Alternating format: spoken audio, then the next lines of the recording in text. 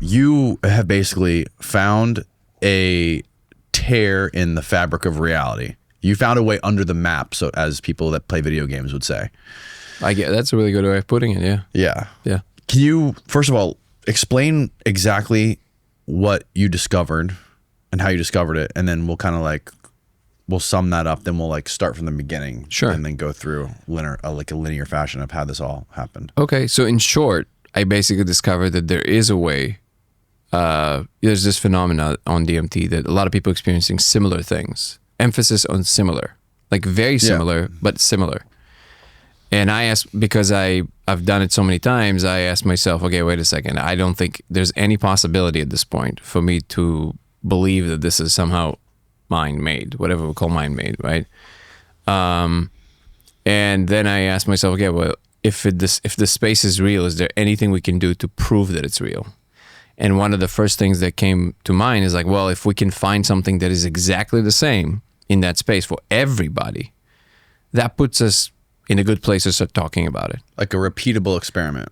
Well, repeatable experiment would be the thing that would show you that it's the same. I'm saying, yeah, can we find that one thing in some way that is the same for everybody? That was the thought.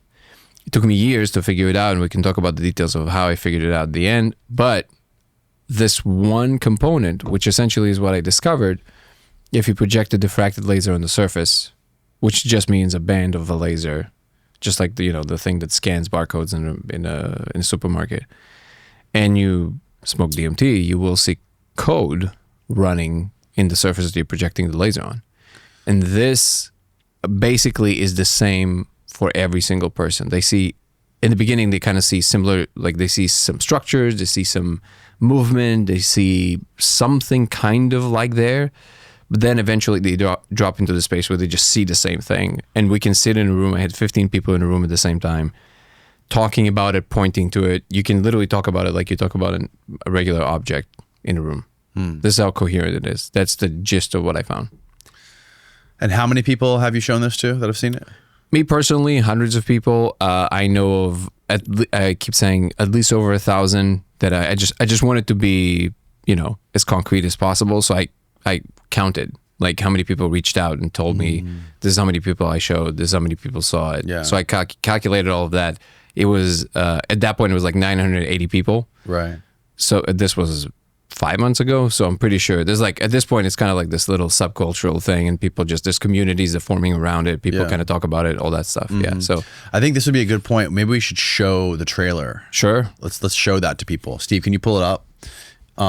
It's called The Discovery, right? Just type in The Discovery DMT on YouTube. You'll find it. All right. Let's see what we got here.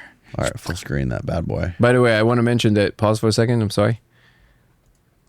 I just want to mention that the director of this trailer and the film we're working on is Aaron Vanden. He truly is incredible. He came up with this thing in less than a week. It's just unbelievable. I think where credit is due, and it's very important to mention. Shout out to Aaron. Yeah. All right, here we go.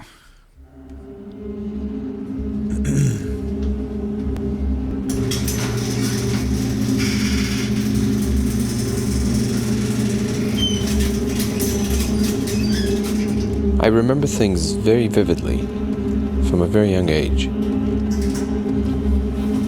When I was a little kid, I actually spent a lot of time with my grandparents. My grandfather was a nuclear physicist. I remember he was telling me about black holes, and that terrified me. I was like, that's just mind-boggling. It's a monster, right? But at the same time, it fascinated me. And I said to myself, how do we know that? This unthinkably massive thing. I realized that nature doesn't keep secrets. It's only a matter of, do we understand? What tools can we use to expand our knowledge? And for me, dimethyltryptamine, also known as DMT, was the tool that led me to the discovery.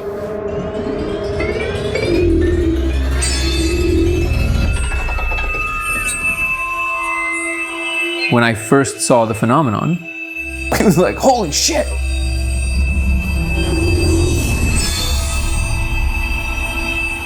But then it was actually like, whoa, what is happening? Am I losing my mind? But then I showed other people, and things kept getting weirder. Just for the record, I haven't told him anything. Okay, just tell me what you see. Oh my god, come on. Wow, what the fuck? Holy shit. I just saw something. Yeah. What the fuck? Oh, I see that. I feel it. I've been under the influence of mind-altering substances a lot, but I've never seen anything like that. Whoa.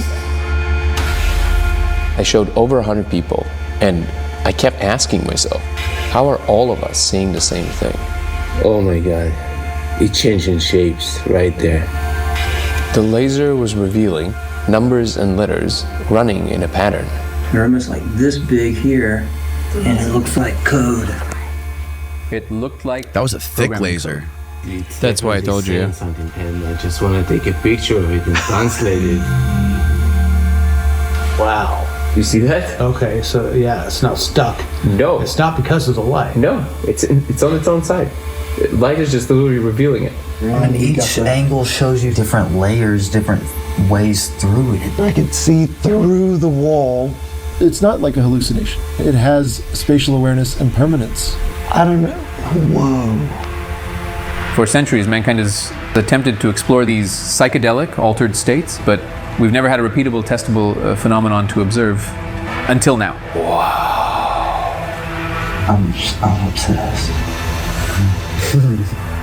It's like you can see through the laser into another dimension.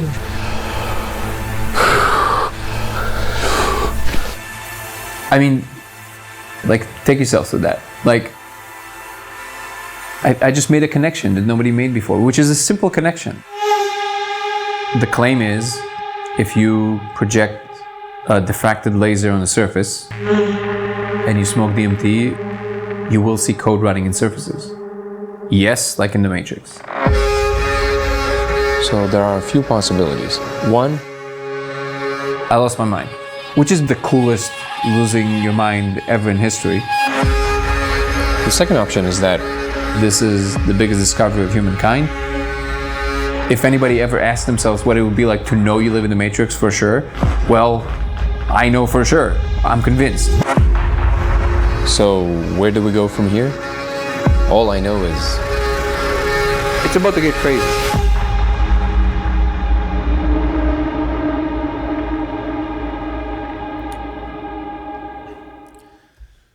So what gave you the idea to throw this, first of all, create this diffracted laser and shine it on the wall while you were on DMT? Well, that's what the movie is going to be depicting, basically. A lot of it is what are the moves that I had to take to kind of figure it out. It took years. Basically, so the question of whether the space is real is not the first time that anybody's asking this question. As you, of course, know, because you had people on the podcast like Gallimore that are literally involved directly with these investigations on a scale of like actually putting it in a lab and, you know. Right. So that question is already out there. I actually wasn't aware that more serious people are asking this question when I asked myself that question. I just had a set of experiences that were so real. So like everything you experienced yesterday, I've had it for years, right? Yeah. Then I had a set of experiences that was one level above that, if you can imagine that, which is it just became like my regular space. So I came back from actually a meditation retreat, and I always say I'm not sure it's necessarily related, but that's how it happened chronologically. And something tells me that maybe there's something there. Maybe there was something about I was aligned enough, pure enough. I have no idea. But basically, I was called to smoke it and smoked a bunch of it. And then I realized after about 45 minutes that I was just staring at the ceiling. Nothing happened. Now, that's impossible, right? I smoked a bunch of it and then I realized, oh, nothing happened. Now, there's a phenomena on DMT called a whiteout, which is that if you smoke too much, you don't even realize you went. Like you just have a complete, like you don't even realize that anything happened. Is it possible that that's what happened? Sure. I can't know. But I think I know the space enough to say, I don't think so. I think it was just like nothing happened. And then after 45 minutes, I had this thought, which is something that Terence McKenna said once in one of his talks. He was talking about mushrooms, but he said, this is not a drug. This is an alien disguising as a drug. And then I thought, wait, what if it's actually not kind of or a metaphor? Or what if it's actually aliens talking to us through these molecules through the mind space, which is somehow the real space? Like, what if the mind is the real space and this is all just like kind of a reflection of everything? So then the second I thought that, you know how you have this dial in your brain responsible for how seriously you take a proposition? Like there's a difference between thinking there's a fire in the house and knowing there's a fire in the house. There's an emotional response attached to the second proposition, right? You're like, oh yeah, we got to get the fuck out of here. Okay. Right. So the proposition, is this an actual alien civilization, went to full red in my head for a second. Like I was just convinced of that. Like the state that I occupied with my presence was just like, oh, this is an alien civilization talking to us.